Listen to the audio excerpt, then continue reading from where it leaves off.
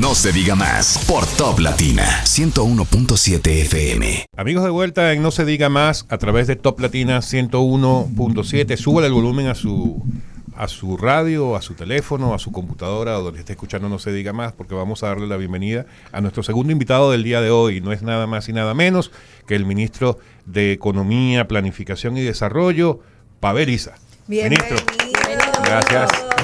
Gracias por el recibimiento. Gracias muy por complacido estar acá con nosotros. Y yo voy a empezar de una vez por una pregunta que nadie se espera. Ajá. ¿Usted, antes de ser designado ministro de Economía, sabía que esto iba a ser así? No, de ninguna manera. De ninguna manera. Yo solo oía los ecos de mi jefe, Sí. de Miguel, a quien sucedí. Vaya, pero si no. Las responsabilidades de un ministro, de una ministra, son muy, muy, muy altas. Porque al final, un viceministro, un director, una directora, pues dice, bueno, al final el responsable frente al presidente y frente a la sociedad es el ministro, ¿no? Yo empujo, hago, me esfuerzo, me siento responsable, pero al final yo sé que el jefe es el que da la cara. que da la cara. Y ahora no, ya cuando uno es uno que tiene que dar la cara frente al presidente y frente a la sociedad, mucho Claro, más claramente. claro. Entonces, la presión es mucho mayor. A ver, en un país donde hay tantas carencias, ¿qué tan difícil es planificar y cómo escoger entre qué acciones impulsar primero y dejar las otras un poquito más ralentizadas? Muy bien, es una pregunta muy, muy, muy interesante. Efectivamente, primero, hay que desarrollar una cultura de la planificación que no tenemos en el Estado Dominicano. Tenemos los instrumentos. A lo largo de la última década y media se han venido desarrollando los instrumentos de la planificación, pero en el fondo no se le da la suficiente importancia. Y como yo lo he dicho muchas veces, lo que no se planifica queda mal. Y si queda bien es una chepa. Entonces hay que hacer las cosas de manera ordenada. Un plan no significa una camisa de fuerza, algo rígido, sino que significa una ruta por donde hay que caminar, y esa ruta tiene que considerar la posibilidad de que tengas que modificar el trayecto porque haya contingencias a las cuales enfrentar. Pero tú necesitas un proceso, un camino, necesitas identificar primero cuál es el problema que quieres resolver y por qué es porque es el problema y por qué es un problema. Luego, que tienes que identificar cómo puedes aportar para resolverlo, sabiendo que, en el caso a nivel institucional, sabiendo que otras instituciones también deberán aportar, y hay que coordinarse. Luego hay que entender qué puedes producir para ayudar a resolverlo, y luego cuáles son los recursos que necesitas y los procesos necesarios para enfrentar ese problema. Llámese deforestación, llámese mortalidad materna, llámese seguridad pública, cualquier tema. Entonces, eso nosotros desde el Ministerio estamos haciendo un gran esfuerzo para que quede bien asentado en el ADN del Estado la necesidad de llevar a cabo procesos de planificación. Y ahora voy a responder tu pregunta. El otro problema que tenemos, efectivamente, es que cuando tú tienes muy pocos recursos, el espacio que tú tienes es realmente reducido. Es decir, tenemos una presión tributaria del 14%, eso significa, del 15%. Eso significa que de todo lo que produce la economía, el Estado, a través de los impuestos, captura solo el 15% para proveer todos los bienes públicos necesarios para producir ese Producto Interno Bruto. O sea, de cada 100, repito, de cada 100 pesos que produce esta economía, 15. El Estado captura 15 en impuestos para devolverle, con la intención de devolver a la ciudad, al país, en infraestructura pública, en servicios públicos, ese dinero para que sea posible seguir produciendo y seguir creciendo. Y cuando tú tienes ese 15% y tú le quitas 4% para educación, Sí.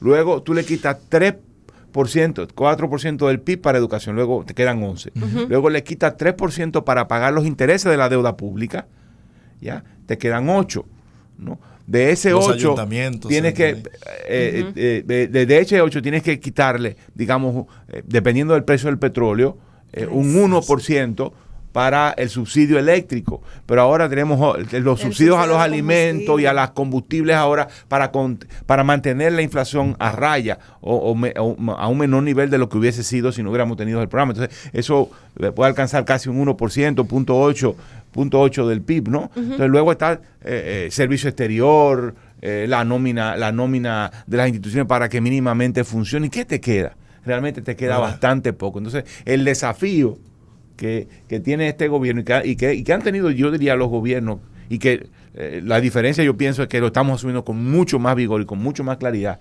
es que en ese contexto es aún más necesario planificar para hacer, como yo digo muchas veces, hacer de tripa corazón. ¿Cómo tú vas de los pocos recursos que tienen las instituciones, cómo tú lo vas a juntar y hacer sinergia para lograr tus resultados? Por ejemplo, tenemos una gran queja en materia de salud. El gasto en salud es absolutamente insuficiente. El gasto público en salud es absolutamente insuficiente.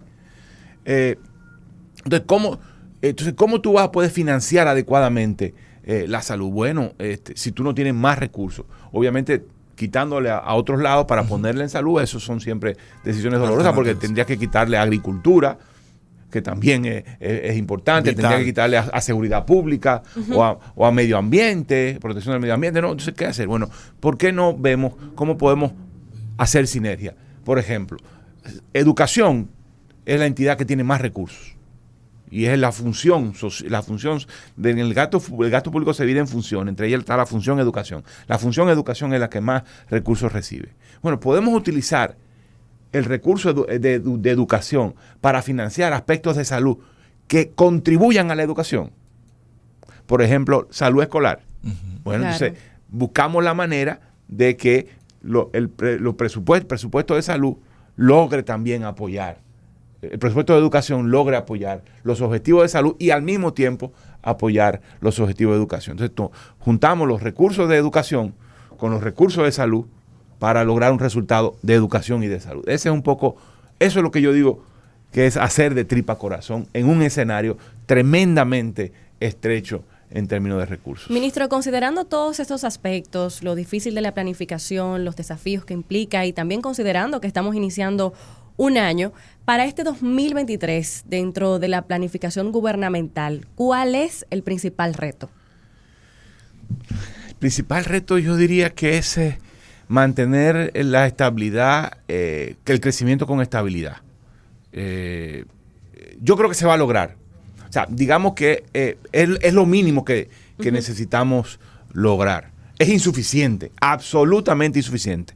Este país ha tenido muchos años de crecimiento con estabilidad y el bienestar social no mejora a la velocidad que deseamos.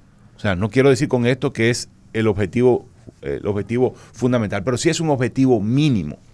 El objetivo fundamental es traducir estabilidad y crecimiento en bienestar para la gente, pero otra vez volvemos al tema, en un contexto donde hay muy pocos recursos. Y cuando el gobierno tuvo que destinarle, ya lo decía Jochi Vicente, 200,000 millones por el tema de la pandemia. Claro, o sea, primero la pandemia y luego la crisis de precios y la crisis de energética y de alimentos, que nos va a costar 0.8 del PIB, es decir, nos va a costar 60,000 millones de pesos. Ahora, ministro, ¿tú sabes cuántos son 60,000 millones de pesos? O sea, es... yo no sé contar 60 años, 30, como dice uno de mis colegas en el ministerio. Eso es 40, 50 años del presupuesto del Ministerio de la Mujer.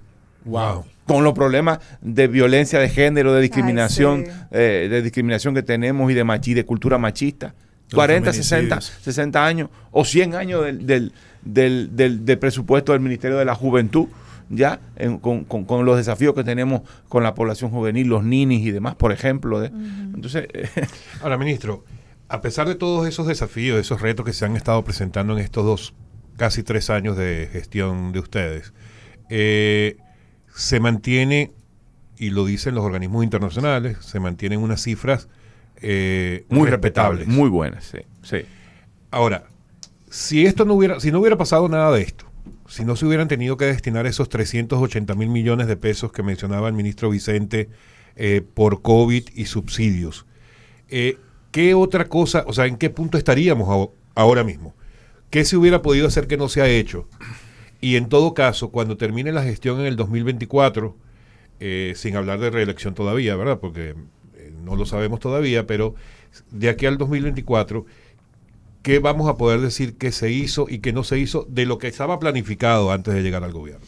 Mira, si no hubiéramos tenido esta situación, los niveles de pobreza monetaria hubieran estado por debajo de los niveles de prepandémicos. Si hubiéramos tenido, con la metodología actual de medición, hubiéramos tenido una pobreza monetaria probablemente por debajo del 20%.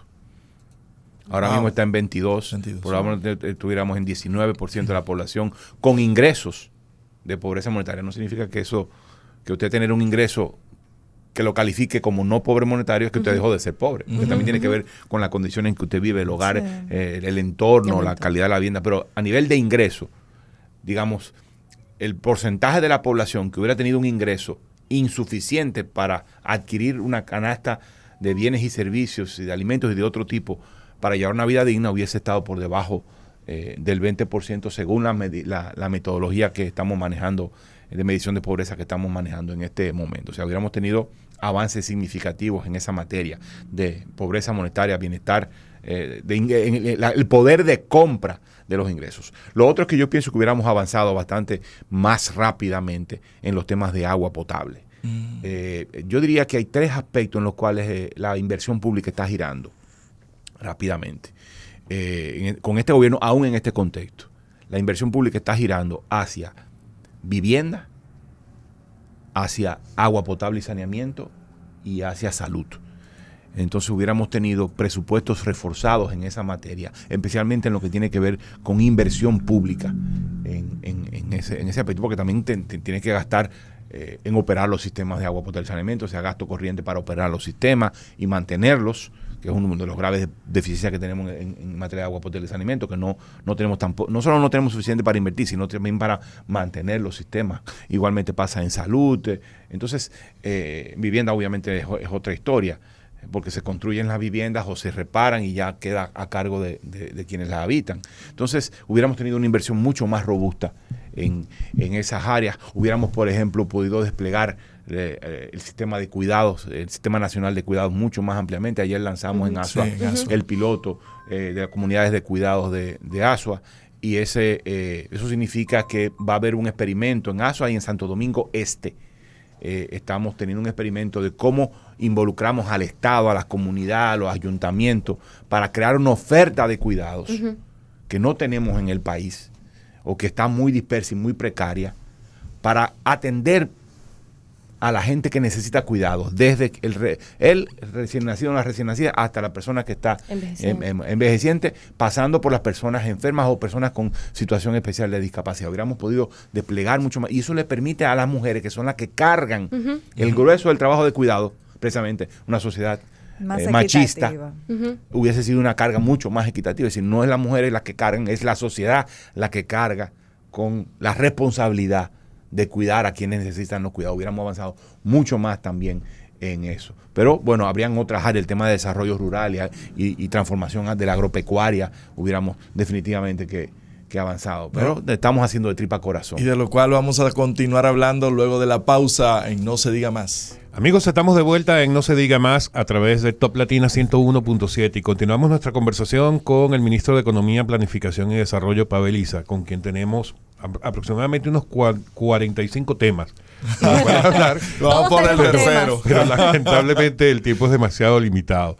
Y quiero, ministro, hablarle de un tema que ocurrió recientemente, o que toda la población estuvo muy interesada en ese tema en particular hasta hace menos de un mes, que fue el Censo Nacional de Población y Vivienda. El censo muy atacado por algunos grupos, pero en todo caso se llegó a cumplir con toda la fase de empadronamiento, y ahora a la espera de que a lo largo del 2023 se empiecen a ofrecer los resultados de este censo. Cuéntenos, desde el punto de vista del Ministerio de Economía, instancia a la que de alguna manera pertenece la ONE, la Oficina Nacional de Estadística, ¿cómo vieron ustedes o cómo ven ustedes el desempeño del censo? Mira, el 10º Censo Nacional de Población y Vivienda fue un censo sumamente exitoso. A pesar de algunos ruidos, que si los empadrones no le pagaban, que si esto, que lo otro. Miren, el censo va a terminar teniendo una cobertura sumamente alta. El éxito de un censo se mide por la cobertura que logra. ¿Ya? Y la cobertura que hemos logrado en censos pasados ha sido muy baja y, por lo tanto, la calidad del censo se cataloga como pobre cuando no alcanza ciertos niveles. Y en este caso nosotros creemos que vamos a lograr una cobertura muy alta, por encima del 95%. Nunca un censo logra un 100% de cobertura, sino que, digamos, se aspira a que sea lo más alta posible y en este caso creo que vamos a lograr una cobertura sumamente alta. Eso es lo más importante. Tomamos en algunas provincias, las más pobladas, las más difíciles, los hallamos del inicio, tomamos un poquito más de tiempo.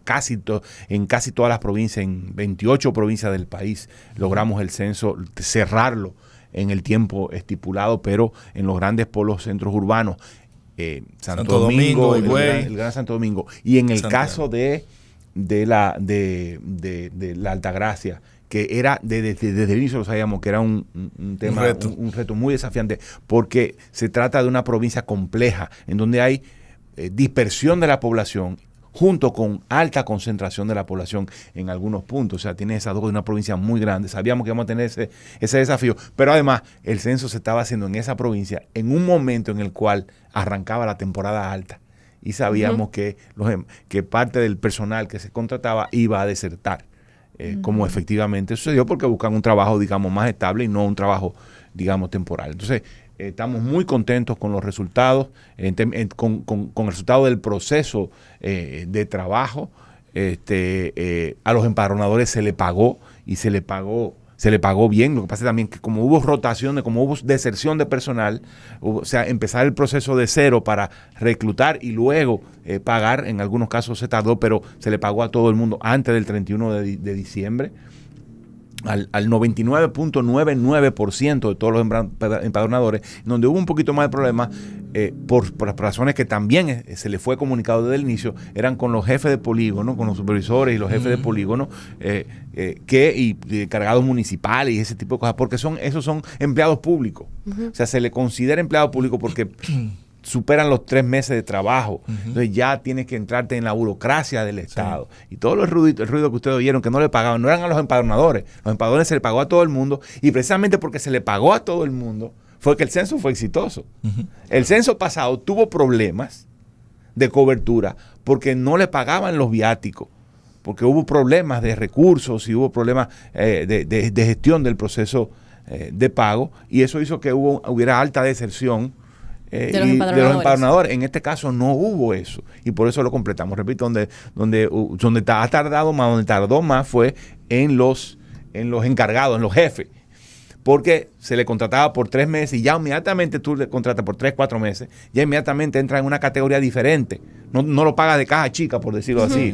Y entonces tienes que entrar con todo el proceso, que si el MAP, el Ministerio de Administración Pública, la Contraloría General de la República, la Tesorería Nacional, realmente proceso más complejo. Entonces esa es población, pero ya el censo estaba acabado, sí. Ya lo habíamos completado, y se le dijo a ellos del inicio: miren, señores, esto va a tardar un poquito más porque ustedes no son como los empadronadores, que lo pagamos de caja chica, ustedes son casi que empleados públicos, y eso se lleva a su proceso. Aquí, quienes han trabajado en la administración pública, cuando entra al Estado, ¿cuándo le vienen a pagar la primera vez? Como 3 meses después. Exactamente, lo mismo pasó. Eso pasa, eso es así, ¿no? Sí.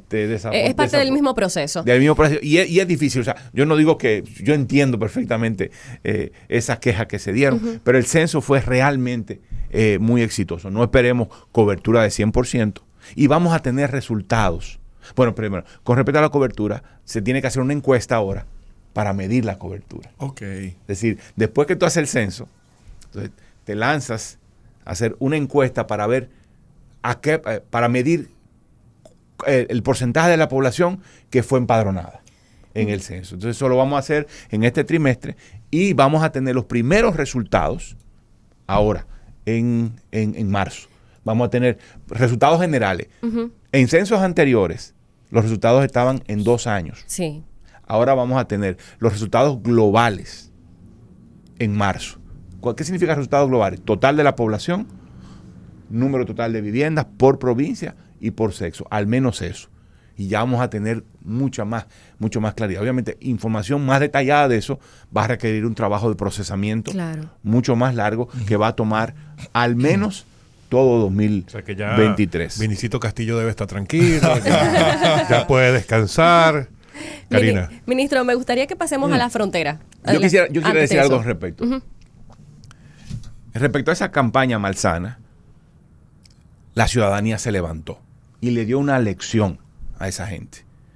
Esto es un tema de país, esto es un tema de compromiso, necesitamos datos, sin datos no podemos tener buenas políticas, la gente lo entendió perfectamente y derrotó ese tipo de campañas absurdas. Sí, la gente entendió totalmente que es una necesidad para generar lo que necesitamos, las políticas públicas que ahora mismo necesitamos. Yo creo que la clave del éxito del censo fue la actitud de la gente. Sí. Y yo creo que eso habla muy bien eso habla muy bien de la calidad de la ciudadanía que se ha podido venir construyendo. Todavía nos queda mucho por delante, pero eso me parece que es un reflejo de un proceso que se ha venido construyendo. Ministro, quiero que pasemos a la frontera. Hablemos de planificación, desarrollo en la zona fronteriza de nuestro país. Uno de los principales problemas son los asentamientos humanos de manera irregular en zonas de riesgo, entre otras cosas. Pero, ¿qué vamos a hacer al respecto?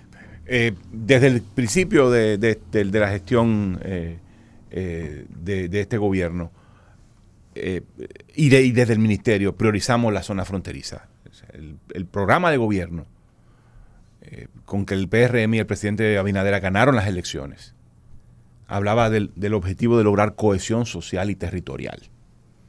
Y ese programa de gobierno se convirtió en plan de Estado a través del Plan Nacional Plurianual del Sector Público, que es el plan de 4 años. Y repito, y se retomó y quedó plasmado que el objetivo de lograr cohesión social y territorial. ¿Qué significa lograr cohesión social y territorial? Significa reducir las brechas reducir las brechas sociales y económicas entre los territorios del país. Porque cuando usted tiene un país fracturado, dividido con enormes distancias entre regiones, es difícil construir un proyecto colectivo, ¿no? Yo voy a poner un ejemplo. Cuando en 2008-2009 estábamos en Naciones Unidas trabajando elaborando los informes provinciales de desarrollo humano. En una de las entrevistas que hacía una de las colegas del equipo, le hacía una pregunta a alguien en Elías Piña. Pero mire, tal y tal cosa, no recuerdo el detalle, pero decía tal y tal cosa.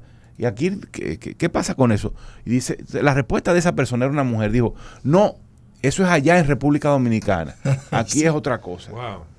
Increíble. Estamos hablando de una mujer dominicana. Wow.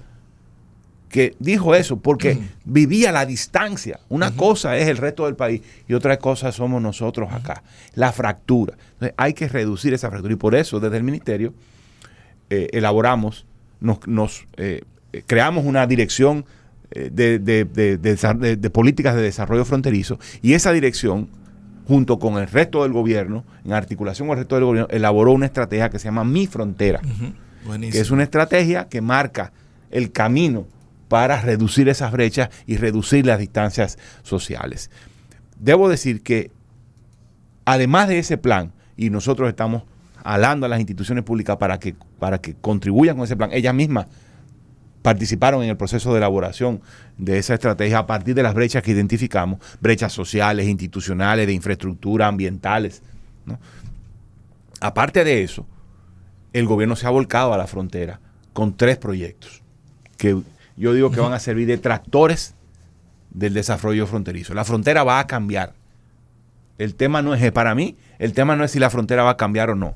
La frontera se va a transformar. El tema es si lo hacemos con orden y adecuadamente y con sustentabilidad o no lo hacemos. ¿Y por qué va a cambiar? Bueno, hay 3 iniciativas con mucho peso que van a transformar el tejido económico de esa región. Uno, el Plan San Juan. Primero, el Plan San Juan, que aunque se llama Plan San Juan, arrastra a Elías Piña. Sí. Es decir, es un plan de transformar la agricultura de San Juan y movernos hacia agroindustria y a la diversificación de las actividades económicas en toda la región del Valle, especialmente en las dos provincias, San Juan y Elías Piña. Y eso ya está transformando la región con el cultivo de tabaco, por ejemplo, desconocido en esa zona. En Azua sí hay tabaco. Farfán. Bueno, yo digo que la mata de Farfán es la capital de Elías Piña. Ojalá que los colegas de Piña no me estén escuchando. Bueno. Y es la capital porque Comendador no se conecta bien con Hondo Valle, ni con Bánica, ni Pedro Santana. Tienes que ir hasta casi las matas de Farfán. O sea, es el centro neurálgico de la zona. Entonces, estamos impulsando el cultivo de tabaco en San Juan. Ahí ya el número de tareas está creciendo. Estamos promoviendo el desarrollo de agricultura bajo ambiente controlado en San Juan. Sí, los invernaderos. Vallejuelo. Las iniciativas en Vallejuelo. El desarrollo de la pecuaria con la avicultura en San Juan Elías Piña, ¿no? O sea, todo eso ya está teniendo un impacto. Y un eje fundamental para eso es el agua, para el desarrollo de la agricultura. El agua es fundamental. La mitad del Plan San Juan, dice un colega del Ministerio de Agricultura, es agua. Bueno, y estamos poniéndole mucho énfasis a la rehabilitación de los sistemas y a la modernización de los sistemas de riego. Pero es un proceso lento, pero seguro, que va caminando. No es que vamos a transformar San Juan y Elías Piña un día de para repente, otro, sino que vamos a ir construyendo ese proceso. El otro es la iniciativa de desarrollo turístico en Pedernales, que va a impactar que no es Cabo Rojo, no, es toda la región, es Pedernales la provincia, y es toda la región de Enriquillo, ¿no? Porque la iniciativa no es turística solamente, es vial, impulsa la agricultura. Hay un plan para el desarrollo de la agropecuaria en Independencia. Independencia va a ser que es una de las provincias más pobres del país, va a tener una articulación y va a ser proveedora de alimentos, y se está trabajando en la vinculación vial entre Independencia y Pedernales. O sea, estamos hablando de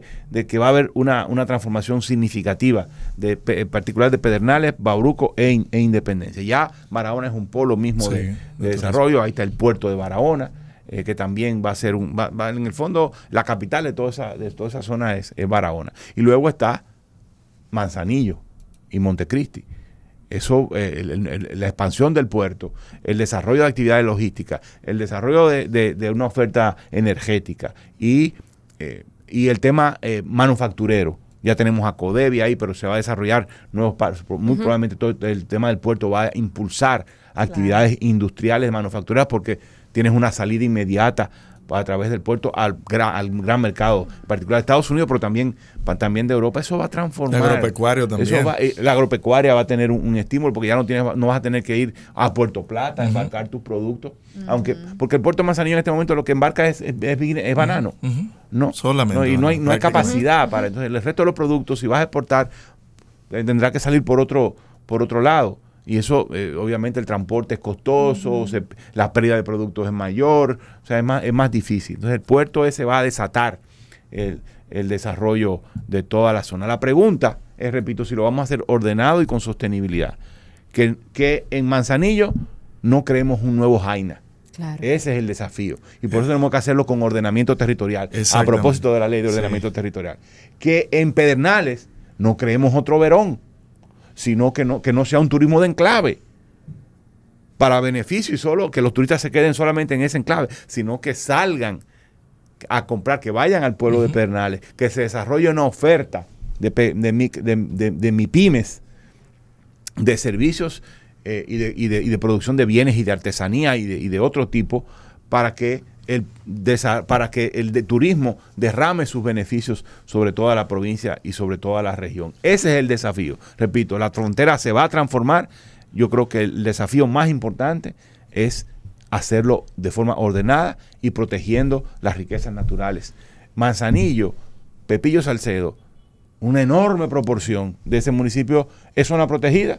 Y estamos lidiando y estamos empujando eso, protegiéndola, manteniendo la protección. Igual pasa con Pedernales, ¿no? Es decir, el proyecto va a respetar absolutamente toda la zona protegida bajo cualquier categoría, no solo Parque Nacional, sino también paisaje protegido. Y Bahía de las Águilas obviamente está fuera del desarrollo de la iniciativa turística. Referente en lo que tiene que ver. Está fuera del desarrollo no porque no se vaya no vaya a ser disfrutado. Va a ser, es una capacidad, pero no va a haber proyectos de construcción, intervenciones en infraestructura en Bahía de las Águilas. ¿Cuál es el papel que juega la seguridad ciudadana en las políticas de planificación? Pero será mañana que te va a responder porque Es absolutamente esencial. Que la gente se sienta segura y bien es absolutamente esencial para el bienestar. Y por eso es que el gobierno ha decidido reformar absolutamente la Policía Nacional. Es un continuo, no es solo la policía, es el Ministerio Público, es el sistema de justicia, es las cárceles, que tienen que también ser dignas, es la reforma del sistema penitenciario, la continuación de la reforma del sistema penitenciario. Pero la seguridad pública, nosotros no podemos estar perdiendo que si la delincuencia subió, que si bajó, que si los crímenes subieron o bajaron. Eso es un tema, es importante y tener buenas estadísticas absolutamente esencial. Pero no nos vamos a perder. Si la gente se siente insegura, hay que tomar absolutamente en cuenta eso, independientemente de por dónde estén las cifras. Y hay que dar cada vez más seguridad. Pero para eso necesitamos claramente una nueva Policía Nacional. bueno, ministro, va a tener que venir mañana otra vez. Sí.